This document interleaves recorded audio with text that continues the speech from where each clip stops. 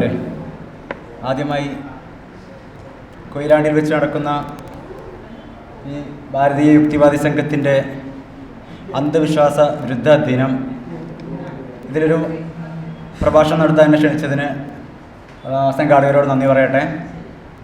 എൻ്റെ വിഷയം ഇസ്ലാം ഒരു വലിയ നുണ ഓർ ഇസ്ലാം ഒരുവൻ്റെ വലിയ നുണ എന്നതാണ്. നമ്മൾ ആദ്യം ഇസ്ലാമിനൊരു സിനിമ ആക്കാൻ പോവുക. ഇസ്ലാമിനൊരു സിനിമ ആക്കുകയാണെങ്കിൽ അതിനൊരു കഥ വേണം, തിരക്കഥ വേണം. ഇങ്ങനെ ഒരു സിനിമയ്ക്ക് വേണ്ട എല്ലാ ചട്ടക്കൂടും ഇസ്ലാമിനും വേണം. സിനിമ ഇസ്ലാം. അതിൻ്റെ കഥ വർക്കത്ത് ബിൻ നൗഫൽ, ജിബ്ര റൂമി എന്നിവരിൽ നിന്ന് കേട്ടത്. പിന്നെ ബാബിലോണിയൻ കെട്ടുകഥകൾ, ഹംറാബി കോഡ്, സിറിയൻ നാടോടി കഥകൾ, ഇവയിൽ നിന്നും എടുത്തത്. കഥ ഇതാണ്. പിന്നെ നിർമ്മാണം ഖദീജ. നമുക്കറിയാം, ഖദീജയുടെ സമ്പത്ത് കൊണ്ടാണ് ഇസ്ലാമിൻ്റെ ആദ്യത്തെ കെട്ടിപ്പൊക്കൽ നടന്നതെന്ന് നമുക്കറിയാം. പിന്നെ കഥ, തിരക്കഥ, സംഭാഷണം, ഇത് മൂന്നുമാണ് മുഹമ്മദ് നിർവഹിച്ചത്. പിന്നെ അതിൻ്റെ പരസ്യ വിഭാഗം അബൂബക്കർ, അലി, ഉസ്മാൻ, ഉമർ, ഇവരെ പരസ്യത്തിൽ കൂടിയാണ് പിന്നെ അത് വളർന്നു വരുന്നത്. പിന്നെ നായികമാർ 11 ആള്, മുഹമ്മദിൻ്റെ ഭാര്യമാർ. അതിനെ നമ്മൾ ഔദ്യോഗികമാണ് 11, പക്ഷേ അനൗദ്യോഗികമായിട്ട് മുഹമ്മദ് 20 പെണ്ണ് കെട്ടി എന്നതും ഒരു വസ്തുതയാണ്. പിന്നെ സഹനടിമാർ 33, ശരീരം ദാനം ചെയ്തവർ, പിന്നെ അടിമകളായ സ്ത്രീകൾ, അങ്ങനെ എല്ലാം കൂടി 33. പിന്നെ ബാലതാരം ആയിഷ, 6 വയസ്സ് 9 വയസ്സ് ഒക്കെ നമുക്കറിയാവുന്ന കേസാണ്. പിന്നെ നായകൻ മുഹമ്മദ്. അപ്പോൾ ഒരു വില്ലൻ വേണമല്ലോ, വില്ലൻ അബൂ സുഫിയാൻ. ഇതിൻ്റെ എംബ്ലം എന്ന് പറയുന്നത് വാൾ. ഒരു ഇസ്ലാം മത വിശ്വാസി, അയാൾ ഒരു അന്യമത വിശ്വാസി ആദ്യം ഇസ്ലാം ആവണമെങ്കിൽ ആദ്യം അയാൾ ചെയ്യേണ്ടത് ഷഹാദത്ത് കലിമ ചൊല്ലാണ്. ഷഹാദത്ത് കലിമ എന്നാൽ അഷ്ഹദു അല്ലാ ഇലാഹ ഇല്ലല്ലാഹ് വ അഷ്ഹദു അന്ന മുഹമ്മദ് റസൂലുള്ളാഹ്. അതായത് അള്ളാഹു അല്ലാതെ മറ്റൊരു ഇലാഹ്, മറ്റൊരു ദൈവമില്ലെന്നും മുഹമ്മദ് അള്ളാഹുവിൻ്റെ റസൂലാണെന്നും ഞാൻ സാക്ഷ്യം വഹിക്കുന്നു എന്ന് പറഞ്ഞ് മനസ്സിൽ ഉറപ്പിക്കുന്ന ഒരു സംഭവത്തെയാണ് നമ്മൾ ഷഹാദത്ത് കലിമ എന്ന് പറയുന്നത്.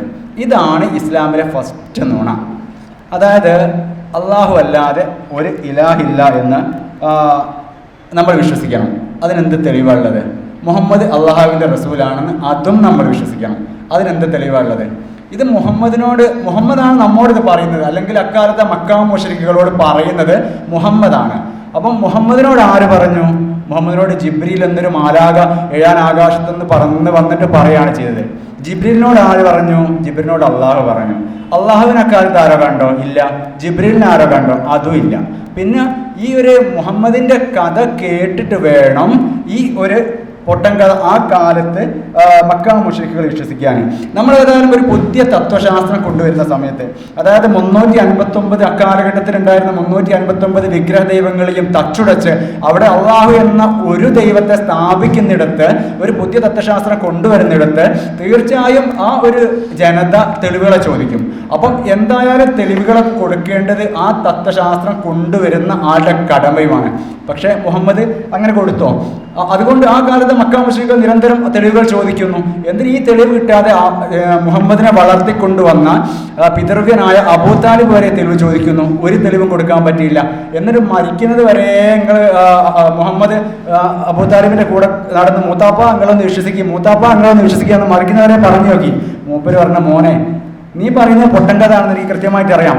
അതുകൊണ്ട് അദ്ദേഹം മരിക്കുന്നത് വരെ ഇത് വിശ്വസിച്ചില്ല. പക്ഷേ അയാൾ വിശ്വസിച്ചിട്ടില്ലെങ്കിലും അയാൾ മുഹമ്മദിനെ തള്ളി പറഞ്ഞിട്ടില്ല. മുഹമ്മദിനെ വെള്ളവും വളവും കൊടുത്ത് നോക്കി വളർത്തുകയുണ്ടായത്. പക്ഷേ ഇവിടെ വേറൊരു കാര്യം നമ്മൾ ഓർക്കേണ്ടത്, മുഹമ്മദ് തന്നെ ഒരിക്കൽ പറഞ്ഞിട്ടുണ്ട്, ഒരു പട്ടിക്ക് വെള്ളം കൊടുത്ത സ്ത്രീ സ്വർഗത്തിൽ പോയി എന്നാണ് പറഞ്ഞത്. പക്ഷേ മുഹമ്മദിന് അതുവരെ വെള്ളം കൊടുത്ത് ആ അബൂ താലിബ് നരകത്തിലാണ് താനും. അതായത് സത്യം പറഞ്ഞാൽ ഒരു പട്ടിയുടെ വില പോലും മുഹമ്മദിനില്ല എന്ന് അറിയാതെ ഒരു കഥയിലൂടെ മുഹമ്മദിലൂടെ സ്ഥാപിക്കുകയാണ് എന്നാണ് ഇതിൻ്റെ അർത്ഥം. പിന്നെ അതേപോലെ ആ കാലത്തെ മക്കാ മുശ്രിക്കുകൾ നിരന്തരം സംശയം ചോദിക്കുന്നത് ഞാൻ പറഞ്ഞു. അത്തരം കുറച്ച് ഖുർആൻ വാചകങ്ങൾ വായിച്ചാൽ നമ്മൾ കൃത്യമായിട്ട് അറിയാം. 17, 90, 91, 92, 93 അവർ ചോദിക്കുന്നു. അവർ പറഞ്ഞു, നീ ഞങ്ങൾക്കായി ഭൂമിയിൽ നിന്ന് ഒരു ഉറവുണ്ടാക്കി തരും വരെ ഞങ്ങൾ നിന്നെ വിശ്വസിക്കുകയില്ല.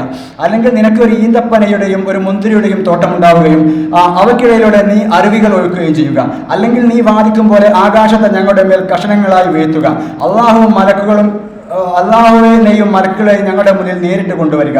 അതുമല്ലെങ്കിൽ നീ നിനക്കായി സ്വർണ്ണനിർമ്മിതമായ ഒരു കൊട്ടാരം ഉണ്ടാക്കുക. നീ ആകാശത്തേക്ക് കയറിപ്പോവുക.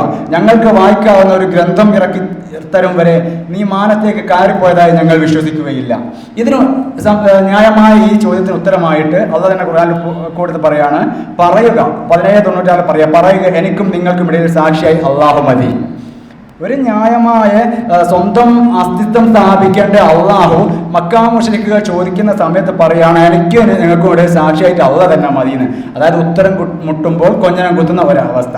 29, 50, 51, 52 പറയുന്നു, അവർ ചോദിക്കുന്നു, ഇയാൾക്ക് ഇയാളുടെ നാട്ടിൽ നിന്ന് അത്ഭുത ദൃഷ്ടാന്തങ്ങൾ ഇറക്കി കൊടുക്കാത്തത് എന്ത്? പറയുക, ദൃഷ്ടാന്തങ്ങൾ അള്ളാഹുവിന്റെ പക്കൽ മാത്രമാണുള്ളത്, ഞാനോ വ്യക്തമായൊരു മുന്നറിയിപ്പുകാരൻ മാത്രം. നാം നിനക്ക് ഈ വേദപുസ്തകം ഇറക്കി തന്നത് പോലെ അവർക്ക് തെളിവായി പറയുക, എനിക്കും നിങ്ങൾക്കും ഇടയിൽ സാക്ഷിയായി അള്ളാഹു മതി. 25, 7, 8 പറയുന്നു, അവർ പറയുന്നു, ഇതെന്ത് ദൈവദൂതൻ, ഇയാൾ അന്നം തിന്നുന്നു, അങ്ങാടിയിലൂടെ നടക്കുന്നു, ഇയാളോടൊപ്പം മുന്നറിയിപ്പുകാരൻ ഒരു മലക്കിനെ ഇറക്കി കൊടുക്കാത്തത് എന്ത്? അല്ലെങ്കിൽ എന്തുകൊണ്ടൊരു നിധി ഇങ്ങോട്ട് ഇറക്കി കൊടുക്കുന്നില്ല? അതുമല്ലെങ്കിൽ എന്തും തിന്നാൻ കിട്ടുന്ന ഒരു തോട്ടമെങ്കിലും ഇയാൾ ഉണ്ടാക്കി കൊടുത്തുകൂടാ? 6:37 പറയുന്നു, അവർ ചോദിക്കുന്നു, ഈ പ്രവാചകൻ നാട്ടിൽ നിന്ന് ഒരു ദൃഷ്ടാന്തവും അവതരിപ്പിക്കാത്തത് എന്ത്? ദൃഷ്ടാന്തം ഇറക്കിത്തരാൻ കൈവറ്റവൻ തന്നെയാണ് അള്ളാഹു. അങ്ങ് ഇറക്കി കൊടുക്കാൻ പോരെ? അള്ളാഹ് എന്നാ പറയാ, ദൃഷ്ടാന്തം ഇറക്കി കൊടുക്കാൻ കൈവിറ്റവൻ തന്നെയാണ്. ഒരു ദൃഷ്ടാന്തം ഇറക്കി കൊടുക്കുന്നില്ല. 15, 7, 8 പറയുന്നു, നീ സത്യവാനെങ്കിൽ ഞങ്ങളുടെ അടുത്ത് മലക്കുകളെ കൊണ്ടുവരാത്തത് എന്ത്? എന്നാൽ ന്യായമായ ഒരു ആവശ്യത്തിനല്ലാതെ നാം മലക്കുകളെ ഇറക്കുകയില്ല. ഇത്രമാത്രം ന്യായമായ ഒരു ആവശ്യത്തിന് മുമ്പിലാണ് പറയുന്നത്, ന്യായമായ ഒരു ആവശ്യത്തിന് മുമ്പിലല്ലാതെ ഞങ്ങൾ മലക്കുകളെ ഇറക്കുകയാണ്. 13, 27 പറയുന്നു, സത്യനിഷേധികൾ പറയുന്നു, ഇയാൾക്ക് എന്തുകൊണ്ടാണ് ഇയാളുടെ നാഥിൽ നിന്ന് ഒരു അടയാളവും ഇറക്കി കൊടുക്കാത്തത്? പറയുക, അള്ളാഹു അവനെ ഇച്ഛിക്കുന്നവരെ വൈകേടിലാക്കുന്നു. അതായത് ഇവിടെ അരിയെത്ര എന്ന് ചോദിക്കുമ്പോൾ പാരഞ്ഞായി അള്ളാഹു പറയുന്നത്. നല്ലോണം ചോദിക്കുക. സത്യനിഷേധികൾ പറയുന്നു, ഇയാൾക്ക് എന്തുകൊണ്ടാണ് ഇയാളുടെ നാഥിൽ നിന്ന് ഒരു അടയാളം ഇറക്കി കൊടുക്കാത്തത് എന്ന് ചോദിക്കുമ്പോൾ അള്ളാഹു അവനെ ഇച്ഛിക്കുന്നവരൊക്കെ വൈകേടിലാക്കുന്നു എന്ന് പറയുന്നത്. പിന്നെ നമ്മളെ കേട്ടൊരു അടയാളമുണ്ട്, ചന്ദ്രൻ മുഹമ്മദിന് കൊടുവാളെടുത്തിട്ട് വെട്ടി പിളർത്തിയാണ്. ഒരു തെളിവുമില്ല അതിന്. അതൊക്കെ വെളുപ്പിക്കൽ തൊഴിലാളികളുടെ പിടിച്ചു നിൽക്കാനുള്ള ഒരു തന്ത്രം മാത്രമാണത്. പിന്നെ ഏറ്റവും വലിയ ഒരു അന്ധവിശ്വാസം എന്ന് പറഞ്ഞാൽ എന്താണ്? അതാണ് ദൈവവിശ്വാസം. ഒരു എന്താണ്, മുകളിൽ ഒരാളെ കാക്കാനും നോക്കാനും കേൾക്കാനും എല്ലാം കൂടി ഒരു ആളിങ്ങനെ കാത്തിരിക്കുന്നുണ്ട് എന്നുള്ള ഒരു ബോധം, ഒരു വിശ്വാസം. അതാണ് ആദ്യത്തെ ഏറ്റവും വലിയ ദൈവവിശ്വാസം. എന്താ, എല്ലാ വിശ്വാസങ്ങളുടെയും മാതാവാണത്. ഒരാള് ഒരു യുക്തിവാദിയാണെങ്കിൽ അല്ലെങ്കിൽ വിശ്വാസത്തിന് പുറത്തു വരണ ആദ്യം ചെയ്യേണ്ടത് ദൈവവിശ്വാസം എന്ന ആ മാതാവിനെ വലിച്ചെറിയാണ് വേണ്ടത്. എനിക്കൊന്ന് ഇവിടെ KNM-ന്റെ ഒക്കെ, കേരള നജുത്തുൽ മുജാഹിദീൻ്റെ ഒക്കെ സമ്മേളനത്തിൽ ഈ അടുത്ത കാലത്ത് പത്രത്തിലൊക്കെ ഉണ്ടായതാണ്. അവർ സമ്മേളനം കൂടിയിട്ട് അന്ധവിശ്വാസ നിർമ്മാർജ്ജന ബില്ല് പാസ്സാക്കണമെന്ന് പറഞ്ഞിട്ട് ഒരു സമ്മേളനമൊക്കെ കൂടി. ഇവർക്ക് അന്ധവിശ്വാസം എന്ന് പറഞ്ഞാൽ എന്താണ്? ഇവിടെ മുജാഹിദുകൾ അല്ലെങ്കിൽ ഇവിടെ സുന്നികൾ നടത്തുന്ന ഒരു മൗലുദോ അല്ലെങ്കിൽ ആണ്ടോ നേർച്ചോ ഇതൊക്കെയാണ് ഇവരെ സംബന്ധിച്ചോളം ഈ അന്ധവിശ്വാസം എന്ന് പറയുന്നത്. പക്ഷെ ഒറ്റ രാത്രി കൊണ്ട് ഒരു കോവർക്കൈതന്റെ പുറത്ത് ഒറ്റ രാത്രി കൊണ്ട് മുഹമ്മദ് ആകാശത്തും പിന്നെ സ്വർഗത്തിലും നരകത്തിലും മസ്ജിദിൽ അക്സയിലൊക്കെ പോയി എന്ന് വിശ്വസിക്കാൻ ഇവരെ സംബന്ധിച്ചോളം ഒരു പ്രശ്നവുമില്ല. അതൊന്നും അന്ധവിശ്വാസമല്ല. അതേപോലെ ഒരു കോൺക്രീറ്റ് ഭിത്തിക്ക് മക്കത്ത് പോയിട്ട് അവിടെ എന്താ ഈ സാത്താനുണ്ട് എന്ന് പറഞ്ഞിട്ട് കല്ലെറിയാനോ അത് അന്ധവിശ്വാസമല്ല. അതായത് എനിക്കിപ്പോൾ ഓർമ്മ വരുന്നത് ഞങ്ങളുടെ നാട്ടിലെ ഒരു കഥയാണ്. അതായത് ഞാൻ ഈ കാന്തപുരം AP ഗ്രൂപ്പ്സിലൊക്കെ തൊട്ടടുത്താണ് എൻ്റെയൊക്കെ വീട്, ചളിക്കോട് എന്ന് പറഞ്ഞ സ്ഥലത്ത്. അപ്പോൾ അതിൻ്റെ അടുത്ത സ്ഥലമാണ് പൂനൂർ എന്ന് പറഞ്ഞ സ്ഥലത്ത്. ഞാനൊക്കെ ചെറുപ്പകാലത്ത് എപ്പോഴും ഇവിടെ AP സുന്നി, അവിടെ സുന്നികളാണ് കൂടുതലുള്ളതെങ്കിലും എന്ന് ഈ സുന്നി മുജാഹിദ് സംവാദങ്ങളാണ് കൂടുതലുണ്ടാകും. എന്നും ഒന്നിനൊന്നും മറുപടി ഉണ്ടാവും, അത് കഴിഞ്ഞിട്ട് വേറെ മറുപടി ഉണ്ടാവും. അങ്ങനെ ഒരു സുന്നി മുജാഹിദ് സംവാദങ്ങൾ നടക്കുക. ആ നടക്കുന്ന സമയത്ത് പിന്നെ ഈ മുജാഹിദിന്റെ ആൾക്കാർ പറഞ്ഞു, നിങ്ങൾ ഈ മൊയ്തീൻ ഷെയ്യെ അല്ലെങ്കിൽ ഔലിയാക്കളെ എന്ന് വിളിച്ച് പ്രാർത്ഥിച്ചാൽ ഉത്തരം കിട്ടുന്നാണല്ലോ നിങ്ങളുടെ വിശ്വാസം. അങ്ങനെയാണെങ്കിൽ നിങ്ങൾ ഈ സ്റ്റേജിന്റെ 4 കാലം ഒന്ന് ഇളക്കി വെക്കി, എന്നിട്ട് ഈ സ്റ്റേജിന്മേൽ കയറിയിട്ട് മൊയ്തീൻ ഷെയ്യെ കാക്കണേ എന്ന് പറഞ്ഞിട്ട് ഈ സ്റ്റേജ് തകരാതിരുന്നാൽ ഞങ്ങൾ വിശ്വസിച്ചോളാന്ന് പറഞ്ഞു. മറുപടി ആയിട്ട് ഈ സുന്നിൻ്റെ ആൾ പറഞ്ഞു, നിങ്ങളൊരു കാര്യം ചെയ്യും, നിങ്ങൾ എന്നെ ഇറക്കി പോയിട്ട് സ്റ്റേജിന്റെ കാലം ഇറക്കി വെച്ചിട്ട് അള്ളാഹ് കാക്കണമെന്നും പറഞ്ഞിട്ട് നിങ്ങളൊന്ന് മുകളിൽ കയറിക്ക്, എന്നിട്ടൊന്ന് സ്റ്റേജ് വീഴാതെ കെട്ടേന്. നമുക്കൊരു മനസ്സിലാക്കുക, ഇതിൽ യുക്തി അവർക്കുണ്ട്, അവർക്ക് കൃത്യമായ യുക്തിബോധമുണ്ട്. പക്ഷെ അത് മനസ്സിലാക്കാനുള്ള ബ്രെയിൻ ഇത്തരം സാധനങ്ങൾ കോഡ് ചെയ്യ വെച്ചത് കൊണ്ട് ഇവർക്ക് മനസ്സിലാക്കാനുള്ളൊരു ബുദ്ധിയില്ല എന്നേ ഉള്ളൂ. പിന്നെ അതുപോലെ ഞാൻ പറയുന്നു, ഇസ്ലാം എന്നത് അരസാക്ഷ്യത്തിൽ പിറന്നതാണെന്ന്. കാരണം മുഹമ്മദിന് 50-ാമത്തെ വയസ്സിൽ നുബുവത്ത് കിട്ടി. ദൈവിക സാധനങ്ങൾ ഇറാഹുവിൽ ഇങ്ങനെ സ്വന്തരിക്കുന്ന സമയത്ത് ഇങ്ങനെ ജിബ്രീൽ വന്നിട്ട് ഇഖ്റ എന്ന് പറഞ്ഞ് സാധനങ്ങളൊക്കെ അങ്ങനെ ഇട്ട് കൊടുത്ത് അങ്ങനെ ഓടിക്കതച്ച് മുഹമ്മദ് വീട്ടിലേക്ക് വരികയാണ്. ആയിഷനോട് ഖദീജനോട് കാര്യങ്ങളൊക്കെ പറഞ്ഞ് അങ്ങനെ മൂടി പുതച്ച് കിടക്കുന്ന സമയത്ത് ഇങ്ങനെ ബേജാറായി കിടക്കുക. അങ്ങനെ ജിബ്രീൽ ഇടയ്ക്കിടയ്ക്ക് വരും, എന്തെങ്കിലും കൊടുക്കും. കുറച്ച് കഴിഞ്ഞിട്ട് ജിബ്രീൽ വരാതായാലും അല്ലെങ്കിൽ ജിബ്രീൽ വരാതായാലും മുഹമ്മദിന് ഭയങ്കര പ്രശ്നങ്ങളൊക്കെ ഇങ്ങനെ കിടക്കുകയാണ്. അങ്ങനെ അത് വരുന്ന ജിബ്രീൽ പ്രത്യക്ഷപ്പെട്ടു. അപ്പം ആയിഷനോട് പറഞ്ഞു, വാ ജിബ്രീൽ വന്നിട്ടുണ്ട് എന്ന് പറഞ്ഞു. അങ്ങനെ ജിബ്രീൽ വന്ന് പറഞ്ഞു, ഞാൻ കണ്ടില്ലല്ലോ എന്ന് പറഞ്ഞു. ഈ കണ്ടില്ലേ, വന്ന് പോയി എന്ന് പറഞ്ഞു. ഇപ്പൊ നിങ്ങൾ കാണുന്നുണ്ടോ എന്ന് ചോദിച്ചു. ഞാൻ കാണുന്നുണ്ട്. ഖദീജനോട് നീ കാണുന്നുണ്ടോ? ഇല്ല, ഞാൻ കാണുന്നില്ല. എന്നാൽ ഒരു കാര്യം ചെയ്യാം, നമ്മളിത് ജിബ്രീലാണോ സാത്താനാണെന്ന് അറിയണമല്ലോ. അങ്ങനെ ഖദീജ തുണി കുറച്ച് പൊക്കിയിട്ട് എന്ത് ചെയ്ത് മുഹമ്മദിനെ മടിയിലൊക്കെ എടുത്തിട്ട്, നിങ്ങളിപ്പം കാണുന്നുണ്ടോ എന്ന് ചോദിച്ചു. ഇല്ല, ഞാനിപ്പം കാണുന്നില്ല എന്ന് പറഞ്ഞു. അപ്പോൾ ഓക്കെ, അങ്ങനെ തുണിയൊക്കെ നല്ലോണം വെച്ച് മൂടി വെച്ചിട്ട് പിന്നെയും ഒന്ന് മടിയൊക്കെ എടുത്തിട്ട് പിന്നെയും ചോദിച്ചു, ഇപ്പം കാണുന്ന ഞാനിപ്പം കാണുന്നുണ്ട്. എന്നാലത് മാലാഖ തന്നെയാണെന്ന് പറഞ്ഞു. അതായത് ഒരു ജാഹിലിയ പരീക്ഷണത്തിലൂടെ സ്ഥിരീകരിച്ചത് 1. 2, അരസാക്ഷ്യത്തിൽ പിറന്നെന്ന് പറയാൻ കാരണം എന്താ? ഒരു സ്ത്രീയുടെ സാക്ഷ്യത്തിന് അരസാക്ഷ്യത്തിന്റെ വിലയുള്ളൂ. ഒരു കോടതിയിലോ അല്ലെങ്കിൽ മറ്റോ ഒരു സ്ത്രീ സാക്ഷ്യം പറയണമെങ്കിൽ അത് 2 സ്ത്രീ പറഞ്ഞാലേ ഒരു പുരുഷൻ തുല്യമല്ലേ ഉള്ളൂ. അപ്പം അരസാക്ഷ്യത്തിലാണ് ഇസ്ലാം പിറന്നത്. അവിടെ തന്നെ ആ കഥ ഒന്ന് പൊളിഞ്ഞു. പിന്നെ വേറൊന്ന് ഒരു നുണ പറഞ്ഞാല്, മുഹമ്മദ് ബാലനായിരിക്കുന്ന സമയത്ത് മുഹമ്മദ് ആടിനെ മേക്കാൻ പോയിരുന്നു. അപ്പോൾ ആടിനെ മേക്കാൻ പോകുന്ന സമയത്ത് ഒരു ദിവസം കുട്ടികളെല്ലാവരും ബാലന്മാരെല്ലാവരും കുട്ടികൾ വേറെ തെളിവൊന്നുമില്ല. മുഹമ്മദ് ഇങ്ങനെ പോകുന്ന സമയത്താണ് മുന്നിൽ ഒരു മാലാഖ വന്ന് പ്രത്യക്ഷപ്പെട്ട് മുഹമ്മദിന്റെ വയറ് കീറി ഹൃദയം കീറി ഹൃദയത്തെ പുറത്തെടുത്തുകൊണ്ട് അതിലത്തെ അഴുക്കുകളൊക്കെ കഴുകി വൃത്തിയാക്കിയിട്ട് തലസ്ഥാനത്ത് തുന്നിച്ചേർത്തു. ഇവിടെ ആദ്യത്തെ ഹൃദയം മാറ്റിയൊക്കെ സർജറി സൗത്ത് ആഫ്രിക്കയിൽ 1967 ക്രിസ്ത്യൻ ബർണാഡാണെന്ന് പറഞ്ഞേക്കരുത്. കാരണം അത് നമ്മളെ മുസ്ലിങ്ങൾ, നമ്മളെ ഇസ്ലാമിസ്റ്റ്, ഞങ്ങൾ പണ്ട് 6-ാം നൂറ്റാണ്ടിൽ ഇതൊക്കെ ചെയ്തു പോയിട്ടാണ്. അതിലൊക്കെ പേറ്റന്റ് ഇസ്ലാമിനാണെന്ന് ആദ്യം നിങ്ങൾ മനസ്സിലാക്കണം. അപ്പം ഈ ഒരു നുണക്കഥ ആര് പറഞ്ഞു? മുഹമ്മദ് പറഞ്ഞു. ആരോട് പറഞ്ഞു? മക്ക മുശ്രിക്കുകളോട് പറഞ്ഞു. അതും നമ്മൾ വിശ്വസിക്കണം. പിന്നെ മിറാജിന്റെ രാത്രി നമുക്കറിയാം, മുഹമ്മദ് ഒറ്റ രാത്രി കൊണ്ട് പ്രകാശത്തെക്കാൾ വേഗതയുള്ള ഒരു കോവർ കഴുതപ്പുറത്ത് കയറിയിട്ട് സ്വർഗത്തിലും നരകത്തിലും മസ്ജിദുൽ അക്സയിലും ഒക്കെ ഇങ്ങനെ യാത്ര ചെയ്യുന്ന സമയത്ത് നിങ്ങൾ അതും വേറെ നോക്കണം. 1903 റൈറ്റ് സഹോദരന്മാരാണ് വിമാനം കണ്ടെത്തിയെന്ന് ഇവിടുത്തെ ജബ്ബറുകളൊന്നും പറയരുത്. അതും ഞങ്ങൾ കണ്ടെത്തിയതാണ്. പുഷ്പക വിമാനമൊക്കെ വരുന്നതിന് മുമ്പേ 6-ാം നൂറ്റാണ്ടില് ഞങ്ങളെ പ്രവാചകന് 7-ാം ആകാശത്ത് പോയിട്ടുണ്ട് വിമാനം. അതിൻ്റെയും പേറ്റന്റ് ഇസ്ലാമിസ്റ്റുകൾക്ക് തന്നെയാണ്. അങ്ങനെ അവിടെ നിന്ന് മുഹമ്മദ് നരകത്തില് സ്ത്രീകളെ കാണുക, നിറയെ സ്ത്രീകൾ. ഇവിടെ ഒരു ചോദ്യമുണ്ട്. മുഹമ്മദ് തന്നെ പറഞ്ഞിട്ടുണ്ട്, മനുഷ്യന്മാരൊക്കെ മരിച്ചുപോയി ഖിയാമത്ത് നാൾ കഴിഞ്ഞ് വിചാരണ കഴിഞ്ഞ് സിറാത്ത് പാലത്ത് കൂടെ നടന്നു പോയിട്ട്, സിറാത്ത് പാലത്തെ കുറിച്ച് പറയുന്ന സമയത്ത് മുടിനാര് 7 ആക്കിയത് കൊണ്ട് ഇങ്ങനെ ഒരു മുടിനാര് 7 ആക്കി ചേർത്തിട്ട് അതിൻ്റെ അടിയിൽ മൊത്തം തീയായിരിക്കും. ആ തീയിൻ്റെ അടിയിൽ ഇങ്ങനെ നീട്ടി വെച്ചതാണ് സിറാത്ത് പാലം. ആ സിറാത്ത് പാലത്ത് കൂടി ഇങ്ങനെ നടന്നു പോകണം. നിങ്ങൾ യുക്തിയായിട്ട് ഇതിൻ്റെ അടിയിൽ തീ കത്തിച്ച മുടി കത്തിപ്പോയെന്ന് ചോദിക്കരുത്. കാരണം ഇത് നമ്മളെ കഥയിൽ അങ്ങനത്തെ ചോദ്യത്തിനൊന്നും പ്രസക്തിയില്ല.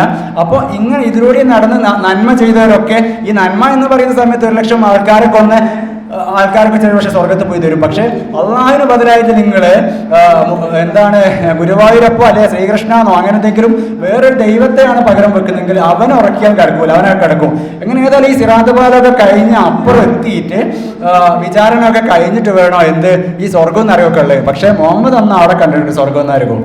അവിടെ ഒരു കഥ പാളി. അങ്ങനെ പിന്നെ മൂസാ നബിനെ കാണുക. മൂസാ നബിനെ അള്ളാഹ് തിരിച്ചു വരുന്ന സമയത്ത് മരിച്ചുപോയ മൂസാ നബിനെ മിറാജിന്റെ രാത്രി കാണാം. മിറാജിന്റെ രാത്രി കണ്ടേരോ നിസ്കാരം 50 വക്ത് നിസ്കാരമായിട്ടാണ് വരുന്നത്. 50 നിസ്കാരം വരുന്ന സമയത്ത് മൂസാ നബി അല്ല ചങ്ങായി, ഈ 50 വക്ത് നിസ്കാരം ഒരു മനുഷ്യൻ നിസ്കരിക്കുകയാണെങ്കിൽ നമ്മൾ കക്കൂസ് പോകാനല്ലേ തിന്നാനോ സമയം ഉണ്ടാകുമോ ചെല്ലാം കൊണ്ട് പറഞ്ഞു. അങ്ങനെ ചെന്ന് 5 വക്ത് അള്ളാഹ് കുറച്ച് കൊടുത്ത് പിന്നെ ഒരു 9 തവണ ഓടി പിന്നെ 5 കുറച്ചുണ്ടാക്കി 5 തവണ ആക്കി. നാസർ മൗലാനൊക്കെ പറഞ്ഞ പോലെ ഒറ്റ തവണ കൂടി ഓടിയാൽ നിസ്കാരം തന്നെ സാധനം ഇല്ലാണ്ടായി കിട്ടിയിരുന്നു. അങ്ങനെ ഇവിടെ വേറെ പ്രശ്നമുണ്ട്. എനിക്ക് തോന്നുന്നു ഇവിടെ ഞാനൊക്കെ യുക്തിവാദിയായി വരുന്ന സമയത്ത് എനിക്കൊക്കെ ഒരു സംശയം മൂസാ നബിക്കാണോ അല്ലെങ്കിൽ അള്ളാഹ്ക്കാണോ കൂടുതൽ വിവരം ഒരു സംശയം എനിക്കുണ്ടായിരുന്നു. പിന്നെ ഞാൻ മനസ്സിലാക്കി മൂസാ നബിക്ക് തന്നെയാണ്. കാരണം ഈ അള്ളാഹ് ഓർമ്മല്ല ഈ പാവം ജനങ്ങൾക്ക് 50 വക്ത് നിസ്കരിക്കാനാവില്ല എന്നല്ലോ. പക്ഷെ ഇത് മൂസാ നബിക്ക് അറിയാവുക. അങ്ങനെ അത് നിസ്കാരം അങ്ങനെയാണെന്നല്ല നമ്മൾ വിശ്വസിക്കണം. പക്ഷെ ഇവിടെ നിസ്കാരം എന്നൊരു സംഭവം ഇസ്ലാമിസ്റ്റുകൾ അല്ലെ മുഹമ്മദ് എവിടുന്ന് കോപ്പി അടിച്ചു എന്ന് പറഞ്ഞാൽ കച്ചവടത്തിന് വരുന്ന സ്വരാഷ്ട്രക്കാർ, സ്വരാഷ്ട്ര പാഴ്സി മതക്കാർ, അവരുടെ പാഴ്സി മിറാജിന്റെ ഇതൊക്കെ തന്നെ കേട്ടോ. അവരുടെ പാഴ്സി മതക്കാർ പിന്നെ പേർഷ്യയിൽ ഒരു പക്ഷേ ഇസ്ലാം വരുന്നതിന് മുമ്പേ ഔദ്യോഗിക മതമായിരുന്ന സ്വരാഷ്ട്രീയ മതം അവരുടെ ദൈവനായിരുന്ന സ്വരാഷ്ട്രക്ക് ഇതേപോലെ തന്നെ ചിറകുള്ള മനുഷ്യമുഖമുള്ള ഒരു ജീവിയുടെ പുറത്ത് കയറിയിട്ട് ഏഴാകാശത്തിലേക്ക് പോകുന്നതും അവിടെ നിന്ന് അവരുടെ ദൈവമായ അഹുറമസ്തയെയും അനുഗ്രഹിക്കപ്പെട്ടവരെയും കാണുന്നതും അവിടെ നിന്ന് നിസ്കാരം കൊണ്ടുവരുന്നതാണ് അവരുടെ കഥ. മുഹമ്മദ് കുറെ അതിൽ നിന്ന് കോപ്പി അടിച്ചു. പിന്നെ കോപ്പി അടിച്ചത് ജൂതമതത്തിന്റെ ആചാരങ്ങളിൽ നിന്ന് കോപ്പി അടിച്ചു. പിന്നെ ഭാഗ്യം എന്ന് പറഞ്ഞാൽ ഏകദേശം ജൂതമതത്തിന്റെ അതേ കോപ്പി അടി തന്നെയാണ്. അങ്ങനെ ഈ കഥ കേൾക്കുന്ന സമയത്ത് ആയിഷ, അതായത് ഈ മിറാജിന്റെ രാത്രിയുടെ കഥ കേൾക്കുന്ന സമയത്ത് പിൽക്കാലത്തൊക്കെ ആയിഷ എന്നും ചിരിക്കുകയായിരുന്നു എന്നാണ് പറയുന്നത്. കാരണം എന്താ, ആയിഷന്റെ ഒപ്പം കിടന്നുറങ്ങല്ലേ, ആയിഷ തപ്പി നോക്കുന്ന സമയത്ത് എപ്പോഴും മൂപ്പര് കൂടെ ഉണ്ട്. പക്ഷേ ഈ വ്യക്തിയാണ് ആകാശത്ത് പോയി ഇതൊക്കെ കണ്ട് ഒറ്റ രാത്രിയോട് മടങ്ങിയാന്ന് പറയുന്നത്. പക്ഷേ ആയിഷയുടെ ഓരോ വർത്തമാനങ്ങളിലും പിൽക്കാലത്ത് ഈ സംഭവങ്ങളും യുക്തിചിന്തകളും ഉണ്ടായിട്ടുണ്ട്. പക്ഷേ ആയിഷ അന്ന് തള്ളി പറഞ്ഞിരുന്നെങ്കിൽ ഇന്ന് തള്ളി പറയുന്നവർക്ക് എന്താണ് സ്ഥിതി, അതുപോലെ തന്നെ നടക്കുകയായിരുന്നു, തല കാണില്ല. അതുകൊണ്ട് ആയിഷ ഒന്നും പറയില്ല. പക്ഷേ ആയിഷ അലിക്കെതിരെ ജബൽ സഫി യുദ്ധങ്ങളൊക്കെ നയിച്ചതൊക്കെ നമുക്കറിയാം. ഏതായാലും പിന്നെ നമ്മൾ പറയുന്ന മറ്റൊരു വലിയ നുണയാണ് ഇസ്ലാമിൽ വിഗ്രഹാരാധനയില്ല. ഇസ്ലാമിൽ വിഗ്രഹാരാധനയില്ല, ഒരു തരത്തിലുമില്ല. കാരണം ഏഴാൻ ആകാശത്തെ അർശൽ അളീമിലാണ് അള്ളാഹ് നിൽക്കുന്നതെന്നാണ് പറയുന്നത്. പക്ഷെ ഇവിടെ കാബ എന്നൊരു വിഗ്രഹപ്പുരക്ക് നേരെ നമ്മളിങ്ങനെ മുന്നിട്ടാണ് സുജൂദ് ചെയ്യുക. ഈ സുജൂദ് ചെയ്യുന്ന സമയത്ത് നമ്മുടെ ചന്തി ആസനാണ് ഏഴാൻ ആകാശം തിരിയുന്നത്. നമുക്ക് അള്ളാഹിന്റെ ഇടയ്ക്ക് തിരിക്കുന്നത് എന്താണ്, ചന്തിയും തിരിച്ചാണ് നമ്മൾ നിസ്കരിക്കുന്നത്. ഈ അങ്ങനെയാണെങ്കിൽ നമ്മൾ ആ ആകാശത്തേക്ക് എവിടേക്ക് നിസ്കരിക്കാൻ പറ്റണം, ഒരു വിഗ്രഹപ്പുരന്റെ നേർക്കാണ് നമ്മൾ ഈ നിസ്കരിക്കുന്നത്. പിന്നെ അതേപോലെ അജറുൽ അസ്വദ് എന്ന് പറഞ്ഞ ഒരു കല്ലിനെ മുത്തി, അത് വെളുത്തൊരു കല്ലായിട്ടോ. ഈ കല്ല് മനുഷ്യന്മാരെ പാപം തിന്ന് കറുത്തു പോയതാണ്. ഇതിന് 25,000 രൂപ പോയിട്ട് മുത്തിയൊരു ആളാണ് ഞാനും. കാരണം എങ്ങനെയോ അതിന് രക്ഷപ്പെട്ട് കിട്ടി, അത്രയും ജനക്കൂട്ടത്തിന്റെ ഇടയിൽ. അതിൽ നമ്മൾ വിശ്വസിക്കണം. പിന്നെ കോൺക്രീറ്റ് ഭിത്തിക്ക് നമ്മൾ പോയിട്ട് കല്ലെറിയണം. അതായത് ഇവിടെ ഇപ്പം മറ്റ് മതക്കാരൊക്കെ എന്ത് ചെയ്യും, ഒരു കല്ലിനെ പ്രതിഷ്ഠിച്ചിട്ടുകൊണ്ട് അതിൽ ദൈവമാണെന്ന് സങ്കല്പിച്ചിട്ട് ആരാധിച്ചാൽ അത് വിഗ്രഹാരാധനയാണ്. പക്ഷെ ഇതിൻ്റെ ഉള്ളിൽ ഈ കോൺക്രീറ്റിലുള്ളിൽ സാത്താനുണ്ടെന്ന് പറഞ്ഞിട്ട് കല്ലെറിയാം. 1600 വർഷമായി കല്ലെറിൽ തുടങ്ങിയിട്ട്. എന്നിട്ട് നമ്മൾ എന്ത് ചെയ്യണം, ഇതൊരു സാത്താൻ ഇബ്ലീസ് ഒരു മോശപ്പെട്ട സാധനമാണ്, അതിനെ നശിപ്പിച്ചാൽ പോരെ. സൗദി ഗവൺമെന്റ് കൃത്യമായിട്ട് അറിയുന്നത് ബിസിനസ്സാണെന്ന്. അവർ വർഷാവർഷം വളർത്തിക്കൊണ്ട് വന്നിട്ട് ഇതിനെ ഇബ്ലീസിനെ ഇങ്ങനെ വളർത്തിക്കൊണ്ട് വന്ന് എറിയിപ്പിക്കുക, എന്നിട്ട് ഏറ് തുടരുക. ഇതിലും നമ്മൾ വിഗ്രഹത്തെ ഒന്നുമില്ല. ഇസ്ലാമിലെ വിഗ്രഹാരാധന എന്ന് പറഞ്ഞ ഒരു സാധനമില്ല. പിന്നെ ഈ നമ്മുടെ ഇസ്ലാം 73 വിഭാഗമായിട്ട് വിഭജിക്കുന്ന ആര് പറഞ്ഞത്, മുഹമ്മദ് പറഞ്ഞത്. 73 വിഭാഗം വിഭജിക്കുന്നു. ഇപ്പം തന്നെ നമുക്ക് നോക്കിയറിയാം, സുന്നി, മുജാഹിദ്, ജമാഅത്തെ ഇസ്ലാമി, തബ്ലീഗ്, നക്ഷബന്ദിയ, അങ്ങനെ കുറേ സംഘടനകളുണ്ട്. ഇവരൊക്കെ പറയുന്നത് ഞങ്ങളെ സ്വർഗത്തിലെന്ന്. ആരാന്നുള്ള ഇവരൊക്കെ അങ്ങനെ തന്നെ പറയുന്നത് നമ്മളെ സ്വർഗത്തിൽ. ഇപ്പം പുറത്തുനിന്ന് ഒരാളെ ഇസ്ലാമിലേക്ക് കടന്നു വരുന്ന എങ്ങനെയാ പോവുക, ഏതാ സ്വർഗത്തിൽ എങ്ങനെ മനസ്സിലാക്കുക. അങ്ങനെ ഈ മുഹമ്മദ് തന്നെ കൃത്യമായിട്ട് അറിയായിരുന്നു, എൻ്റെ കഥ എന്ന് പറഞ്ഞാൽ വലിയ കെട്ടുറപ്പുള്ള കഥ ഒന്നുമല്ല, ഇത് കുറച്ച് കാലം കഴിഞ്ഞാൽ പൊട്ടിപ്പോകുന്നു. അല്ലെങ്കിൽ മുഹമ്മദ് ഇങ്ങനെ പറയോ? ഞാനൊന്ന് ചോദിക്കട്ടെ, ലോകത്തിൽ ഏറ്റവും നല്ല ഒരു എഞ്ചിനീയർ, ഏറ്റവും ലോകത്ത് പറ്റുന്ന ഏറ്റവും നല്ല അസംസ്കൃത പദാർത്ഥങ്ങളെ കൊണ്ട്, കമ്പി കൊണ്ട്, ഏറ്റവും നല്ല സിമെന്റ് കൊണ്ട് ഒരു ബിൽഡിംഗ് ഉണ്ടാക്കുകയാണെങ്കിൽ ഈ ബിൽഡിംഗ് കുറേ കാലത്തേക്ക് തകരൂലെന്നാണ് പറയേണ്ടത്. പക്ഷെ മുഹമ്മദ് പറഞ്ഞ ഈ സർവശക്തനായ അള്ളാഹ് കൊണ്ടുവന്ന സാധനം കുറച്ച് കഴിഞ്ഞ് 73 വിഭാഗം ചിന്ന ഭിന്നമായി പോകുന്നു, അവിടെയും പൊളിഞ്ഞു. പിന്നെ ഞാൻ അള്ളാഹു എന്ന് പറഞ്ഞാൽ എന്താണ്? ഈ മുസ്ലിംസിൽ അള്ളാഹു എന്ന് പറഞ്ഞാൽ, കഅബ എന്ന് പറഞ്ഞാൽ ഖുറൈശികളുടെ, മക്ക മുശ്രിക്കുകളുടെ എല്ലാവരുടെയും ഒരു പുണ്യ കേന്ദ്രമായിരുന്നു കഅബ. ഈ കഅബയിൽ ആ കാലത്ത് എല്ലാ ഗോത്രങ്ങളുടെയും ദൈവങ്ങളെ കൊണ്ടുപോയിട്ട് പ്രതിഷ്ഠിക്കുമായിരുന്നു. 360ഓളം ഗോത്രങ്ങൾ, 360ഓളം വിഗ്രഹങ്ങൾ അവിടെ ഉണ്ടായിരുന്നു. അങ്ങനെ എല്ലാ ഗോത്രങ്ങളും പ്രതിഷ്ഠിക്കുന്ന അവരുടെ ഒരു പുണ്യ സ്ഥലമായിരുന്നു ഈ കഅബ എന്ന് പറയുന്ന സ്ഥലം. അങ്ങനെ ഈ മുഹമ്മദ് മദീനയിൽ നിന്ന് മക്കയിലേക്ക് എത്തുകയും അവരോട് പ്രതികാരം ചോദിക്കുകയും കഅബാലയം ആക്രമിച്ചുകൊണ്ട് ഈ 359 വിഗ്രഹങ്ങളെയും തച്ചുടച്ചുകൊണ്ട് അള്ളാഹ് എന്ന ഒരു ദൈവത്തെയാണ് ഇവിടെ സ്ഥാപിക്കുന്നത്. ഇവിടെ 38:5 ഖുറൈശികൾ ചോദിക്കുന്നു, ഇവൻ സകല ദൈവങ്ങളെയും ഒരൊറ്റ ദൈവം മാറ്റിയിരിക്കുകയാണ് എന്ന് ഖുറൈശികൾ തന്നെ ചോദിക്കുന്നുണ്ട്. അള്ളാഹ് ഒരു ഏക ദൈവമല്ല എന്നറിയാൻ നമ്മൾ ഇസ്ലാമിന്റെ പൂർവ്വചരിത്രം വായിച്ച് നമ്മൾ കൃത്യമായി മനസ്സിലാവും. കാരണം ലാത്ത ഹുസ 1687 പറ്റി പറയുന്നുണ്ട്. ലാത്ത ഹുസ മനാത്തമാരുടെ ഒരു ത്രിദേവിമാരുടെ ഒരു പിതാവായിരുന്ന ഇലാഹി എന്ന ഒരു ചന്ദ്രദേവനായിരുന്നു ആദ്യകാലത്ത് അള്ളാഹു. ഇലാഹി എന്ന പ്രാചീന അറബിയിൽ ദേവൻ എന്നാണ് അർത്ഥം. നമ്മൾ ഭാരതത്തിലെ ശിവനെയൊക്കെ പോലെ പ്രാചീന അറബിയിൽ 360 അവിടെ മക്കയിലെ 360 ദൈവങ്ങളിൽ ഒരു ദൈവമായിരുന്നു ഇലാഹി എന്ന ദൈവം. അതായത് ലാത്ത ഉസ്സ മനാത്തമാരുടെ മാതാവും ഈ ഇലാഹിന്റെ പട്ടമഹിഷിയുമായ ഷംസി എന്നൊരു സൂര്യദേവനായിരുന്നു ഇവർ ആ കാലത്ത് ആരാധിച്ചപ്പോരുന്ന മറ്റൊരു ദൈവം. അതായത് സൂര്യനെ സ്ത്രീ രൂപത്തിലും ചന്ദ്രനെ പുരുഷ രൂപത്തിലും ആരാധിക്കുക എന്ന് പറഞ്ഞാൽ പ്രാചീനപരമായ അറബികളുടെ ഇടയിൽ നടന്നൊരു വിശ്വാസമായിരുന്നു. ഇവര് പിന്നെ മുഹമ്മദ് ഈ 350 വിഗ്രഹങ്ങളെയും തച്ചടച്ചുകൊണ്ട് ഇവിടെ ഇലാഹി എന്ന ദൈവത്തെ സ്ഥാപിക്കുകയും അതിന് മുമ്പ് കൂടി ചേർത്ത് അൽ ഇലാഹി അള്ളാഹു എന്ന് നാമകരണം ചെയ്തുകൊണ്ട് അങ്ങനെയാണ് അള്ളാഹുവിനെ കൊണ്ടുവരുന്നത്.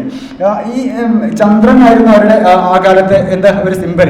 ഇപ്പോൾ നമുക്കറിയാം മുസ്ലിങ്ങൾ ചന്ദ്രാരാധന മുസ്ലിങ്ങൾ പരോക്ഷമായി അല്ലെങ്കിൽ ചന്ദ്രനെ ബിംബവൽക്കരിക്കുന്ന പരോക്ഷമായി ഇപ്പോഴും നടന്നു പോരുന്ന ഒരു കാര്യമാണ്. അതേപോലെ തന്നെ മറ്റു മത ദൈവങ്ങളുടെ കൂടെ ഒരു സമന്മാരിൽ ഒരാളായിരുന്നു മുഹമ്മദ് എന്ന് ഖുർആൻ വായിച്ചാൽ നമുക്ക് കൃത്യമായിട്ട് മനസ്സിലാവും.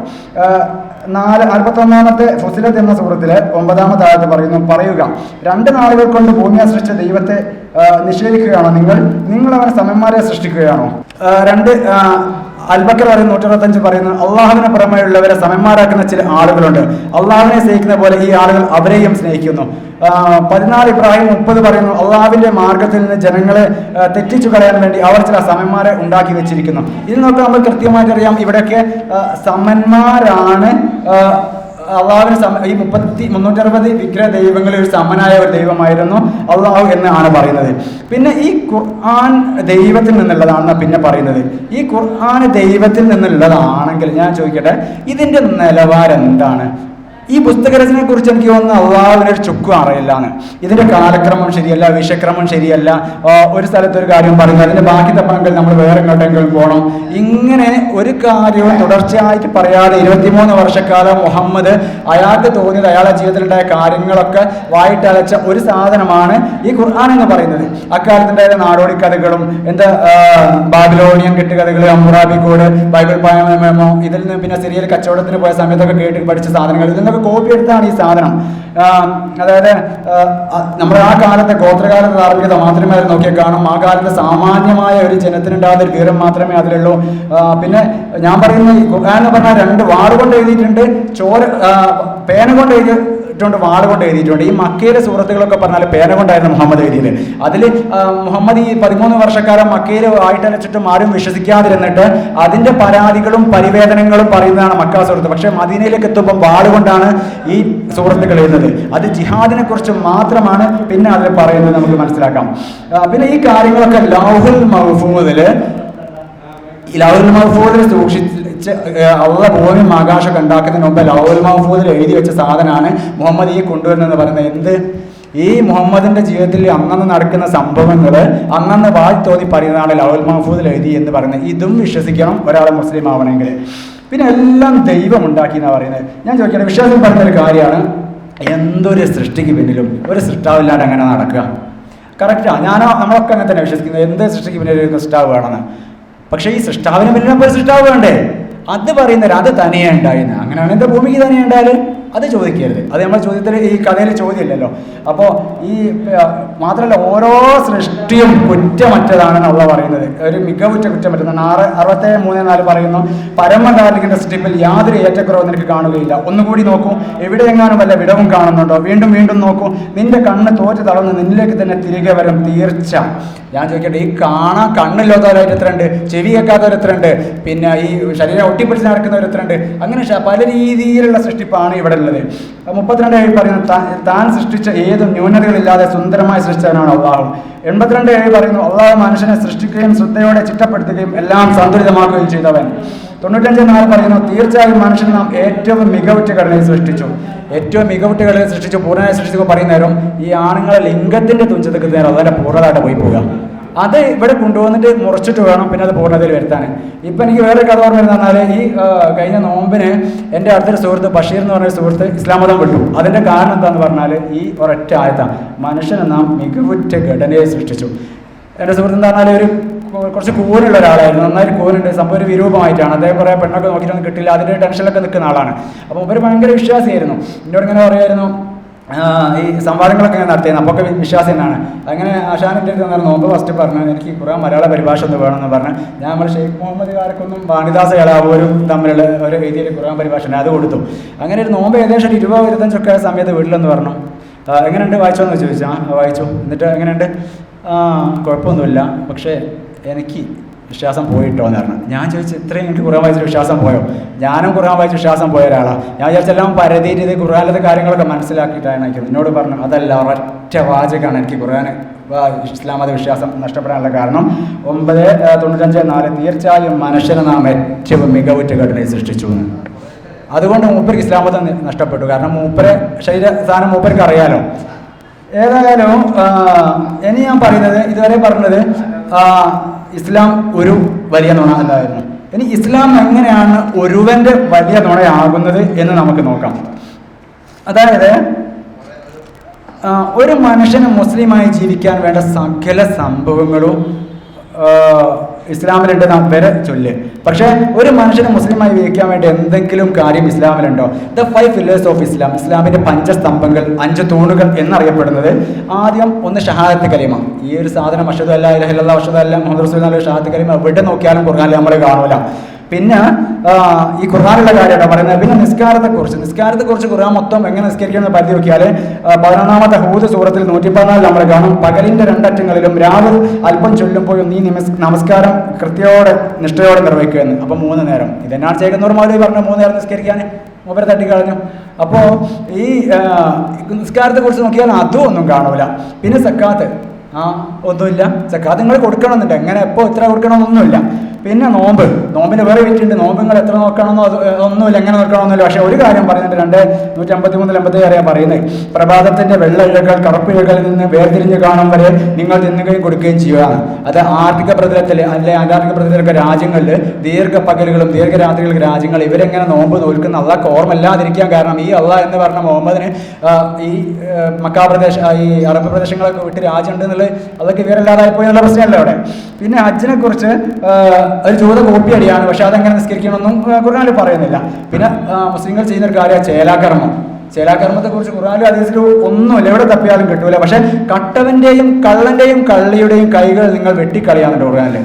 ഇതിവിടെ പള്ളികളൊക്കെ ഉണ്ടാക്കുന്ന കൂടുതൽ അവിടെ സ്വർണ്ണ കട്ടൻ തോന്നിട്ടൊക്കെ മുതലാളിമാരൊക്കെ കൊടുത്തിട്ട് ഇവിടെ പള്ളിയൊക്കെ കെട്ടിപ്പോക്കുന്നുണ്ട്. പക്ഷെ കള്ളന്റെയും കള്ളിയുടെയും കൈകൾ ഞങ്ങൾ വെട്ടിയില്ലെങ്കിലും ഇതൊന്നും പറയാതെ ജൂതന്മാർ പിന്തുടരുന്ന ആചാരം ചെറിയ പ്രായത്തിൽ കുട്ടികളുടെ ഈ സാധനം ഞങ്ങൾ മുറിച്ച് കളയുന്നുള്ളത് അത് കൃത്യമായിട്ട് ചെയ്യുന്നുണ്ട്.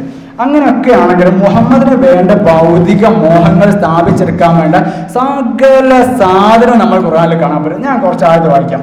ഒരാൾക്ക് മുസ്ലിമായി ജീവിക്കാൻ വേണ്ട അടിസ്ഥാന കാര്യങ്ങൾ ഖുർആനിൽ ആയത്തിറക്കാൻ അള്ളാഹ് മറന്നെങ്കിലും മുഹമ്മദിന് ഒന്നിനും പ്രത്യേകിച്ച് സെക്സിന്റെ കാര്യത്തിൽ ഒരു കുറവും ഉണ്ടാതിരിക്കാൻ വേണ്ടി എന്ന് പറഞ്ഞുകൊണ്ട് സത്യവിശ്വാസികൾക്ക് പൊതുവായി ബാധകമല്ലാത്ത എന്ന് പറഞ്ഞ് ആയത്തിറക്കാൻ അള്ളാഹ് മറന്നില്ല. 33:50. 2 മുഹമ്മദിന് മികച്ച മാതൃകയുണ്ടെന്ന് 33:21. അള്ളാഹുവിനെ അനുസരിക്കും പോലെ മുഹമ്മദിനെയും അനുസരിക്കണമെന്ന് 8:46, 4:80, 64:12. മുഹമ്മദ് ഒരു കാര്യത്തിൽ വിധി പ്രഖ്യാപിച്ചു കഴിഞ്ഞാൽ സത്യവിശ്വാസികൾക്ക് അക്കാര്യത്തിൽ മറിച്ച് തീരുമാനമെടുക്കാൻ അവകാശമില്ലെന്ന് 33:36. മുഹമ്മദ് എന്ന പേര് കേട്ടാൽ ഉടനെ മുഹമ്മദിന് സമാധാനം കിട്ടാൻ വേണ്ടി സലാത്ത് ചെല്ലണമെന്ന് 33:56. മുഹമ്മദിന് കാരുണ്യത്തിന് വേണ്ടി അള്ളാഹും മലക്കുകളും പ്രാർത്ഥിക്കുന്നെന്ന് 33:56. ഇവിടെ 3 ചോദ്യം പ്രസക്ത. മുഹമ്മദിന് കാരുണ്യത്തിന് വേണ്ടി അള്ളാഹ് മലക്കുകളും പ്രാർത്ഥിക്കാന്ന് പറഞ്ഞത്. ഇതുവരെ അള്ളാഹ് മുഹമ്മദിന് കാരുണ്യം കൊടുത്തില്ലേ? ഒരു ചോദ്യം. 2 അള്ളാഹ് ആരോടെ കാരുണ്യത്തിന് പ്രാർത്ഥിക്കാൻ പറയുന്നത്? മൂപ്പര കയ്യിലെ സാധനമൊക്കെ അങ്ങോട്ട് കൊടുത്താൽ പോരെ? പിന്നെ ഈ മറ്റുള്ളവരോട് പറയേണ്ട കാര്യമില്ല, അള്ളാഹ് കൊടുക്കേണ്ട കാര്യമാണ് ഇത് ഇങ്ങനെ പറയുന്നത്. പിന്നെ മുഹമ്മദിനെതിരെ ഗൂഢാലോചന നടത്തരുതെന്ന് 58:9-10. മുഹമ്മദിനെ ദ്രോഹിക്കുന്നവർ ഇഹത്തിലും പരത്തിലും അള്ളാഹു ശപിച്ചിരിക്കുന്നു 33:57. മുഹമ്മദിനെ വഴി തെറ്റിയിട്ടില്ലെന്നും മുഹമ്മദ് ദുർമാർഗിയല്ലെന്നും 53:2. മുഹമ്മദിന് ഭ്രാന്തില്ലെന്ന് 52:29. യുദ്ധത്തിൽ നേടിയെടുത്ത കൊള്ളമുതലുകൾ അള്ളാഹുവിനും മുഹമ്മദിനും മാത്രമുള്ളതാണ് 8:1. കൊള്ളമുതലുകൾ പങ്കുകൊടുത്തിട്ടില്ലെങ്കിൽ ആൾക്കാർ യുദ്ധത്തിന് കിട്ടില്ലെന്ന് മനസ്സിലായപ്പോൾ യുദ്ധമുതലിന്റെ 5-1 അള്ളാഹുവിനും മുഹമ്മദിനും കൊടുത്താൽ മതി എന്നൊരു ഒത്തുതീർപ്പ് ഫോർമുല 8:41. പിന്നെ മുഹമ്മദിനെ കാണാൻ ചെല്ലുമ്പോൾ തിരുമുൽക്കാഴ്ചയായി കൈക്കൂലി കൊടുക്കണമെന്ന് 58:12. മുഹമ്മദിന് ഉമ്മയും പെങ്ങളും അല്ലാതെ സകല സ്ത്രീകളെയും അനുഭവിക്കാം പോയിക്കാമെന്ന് 33:50. അടിമ സ്ത്രീകളെ മുഹമ്മദിന് ഇഷ്ടം പോലെ വിനിയോഗിക്കാമെന്ന് 33, 50, 33, 52. അടിമ സ്ത്രീകൾക്ക് അവർക്ക് ഭർത്താക്കന്മാരുണ്ടെങ്കിലും ശരി അവരുടെ മുമ്പിലിട്ടും പോയിക്കാമെന്ന് 4:24. ഭാര്യമാരോട് ഒരു നീതിയും കാണിക്കാതെ എങ്ങനെ വേണമെങ്കിലും പെരുമാറാമെന്ന് 33, 51. മുഹമ്മദ് തന്റെ ഭാര്യമാരെ മൊഴി ചൊല്ലിയാൽ പകരം അവരെക്കാൾ നല്ല ഭാര്യമാരെ അള്ളാഹു മുഹമ്മദിനെ കെട്ടിച്ചു കൊടുക്കുന്നു പറഞ്ഞ് മുഹമ്മദിന്റെ ഭാര്യമാരെ പേടിപ്പിച്ച് നിർത്താൻ അള്ളാഹ് പറഞ്ഞില്ല. 66, 5.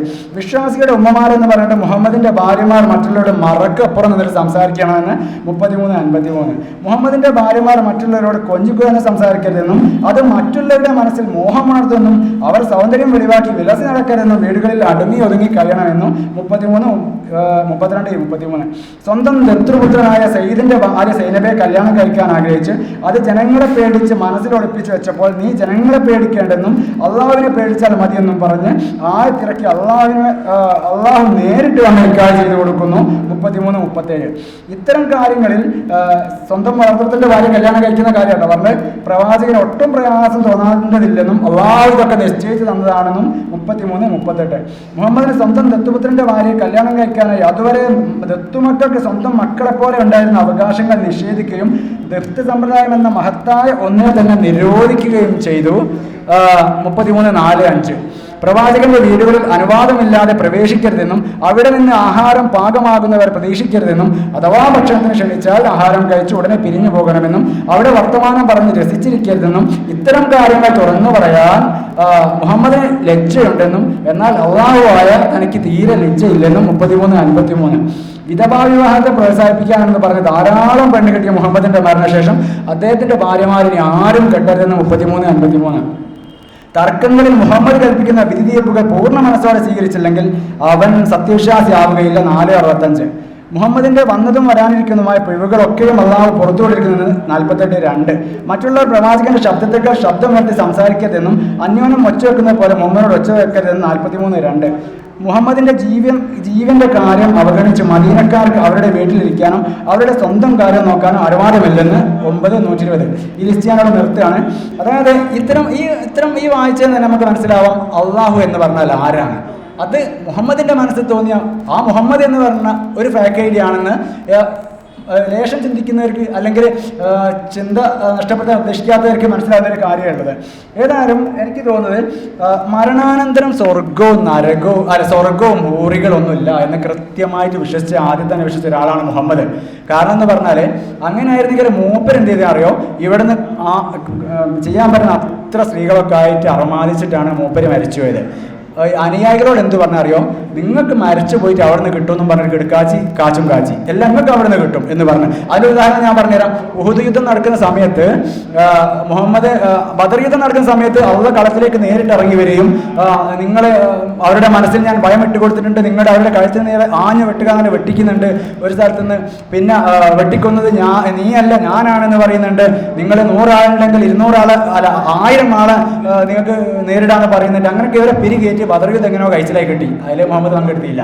അങ്ങനെ ഉഹുദ് യുദ്ധത്തിൽ മുഹമ്മദ് പങ്കെടുത്തിട്ട് ഇങ്ങനെ എന്ത് ചെയ്ത് ഏകദേശം കുറച്ച് യുദ്ധമൊക്കെ കഴിഞ്ഞു തോന്നിയ സമയത്ത് ഈ ഗനീമത്ത് മുതലായിട്ടുള്ള 3 സംഭവങ്ങളില്ല. അതിൽ കാര്യമായിട്ടുള്ളത് സ്ത്രീകളാണ്. ഈ സ്ത്രീകളെ പിടിക്കാൻ ഓടിയ സമയത്ത് ഒരു സൈന്യം കൂടി ഉണ്ടായിരുന്നു. അവർ ബേക്കിൽ വന്ന് ആക്രമിച്ചിട്ട് ഏകദേശം മുസ്ലിം സൈന്യത്തെ ശരിയാക്കുകയും ചെയ്ത് അള്ളയും മലക്കൂടെ അപ്പോഴും കണ്ടം വഴി ഓടിയിട്ടുണ്ട്, സഹായിക്കാതെ കണ്ടം വഴി ഓടിയിട്ടുണ്ട് ഈ സൈന്യത്തെ കണ്ടിട്ട്.